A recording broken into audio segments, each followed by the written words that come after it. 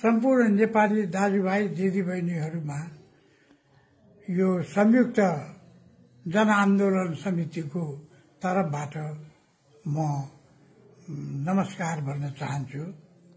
आज हामीले शान्तिपूर्ण रूपबाट जनआन्दोलन प्रदर्शनी जनआन्दोलनको तर्फबाट जो प्रदर्शन गर्न लागेका थियौं त्यसमा सुरुदेखि नै हामीलाई प्रशासनबाट अत्याचार भयो, छिटोपिटो भयो।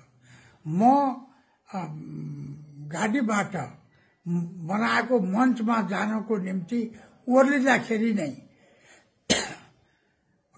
टियर ग्यास प्रहार गरियो 3-4 राउन्ड। त्यसपछि मञ्चमा गएपछि 10औं राउन्ड टियर ग्यास प्रयोग गरियो। मैले त्यहाँ बोल्न पनि पाइनँ, त्यहाँ बस्न पनि सकिनँ। त्यस्तो किसिमको वातावरण सिर्जना भयो। त्यसले जनमानसमा आक्रोश पनि आयो र त्यो टियर ग्यास पनि एउटा घरको छतबाट हानियो। अब छतमा बसेर हानियो त्यति मात्रै होइन कि त्यो घरभरि पुलिसहरू लुकाएर राखेर छ। यो कुरो मासले थाहा पाएपछि त्यो घरमा तोडफोड आगजनी भयो। त्यसपछि पुलिसले अन्धाधुन्ध फायरिङ गर्यो। त्यसमा एकजनाको मृत्यु भयो।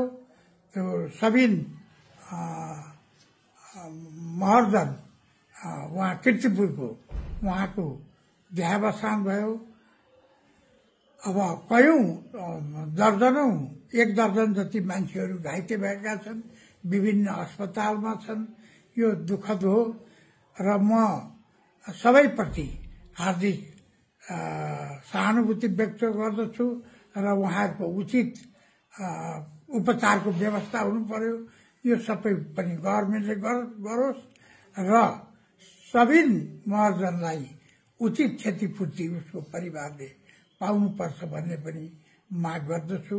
यसमा हाम्रो जाति केही पनि छैन। हेर्नुहोस्, अब यो चाहिँ पहिलो सुरुदेखि नै हाम्रो मासलाई हामीहरूलाई यो इरिटेट गराउने, हामीहरूलाई टियर ग्यास हान्ने, गोली हान्ने, लाठीचार्ज गर्ने, कयौं मान्छेको कपाल फुटेको छ। यस्तो यो वितण्डा जुन गरियो यसबाट आजको जो स्थिति सिर्जना भयो त्यसको निम्ति म साह्रै पश्चाताप गर्छु। यो नहुनु पर्ने कुरा भयो। यसको सम्पूर्ण जवाबदेही नेपाल सरकारले लिनु।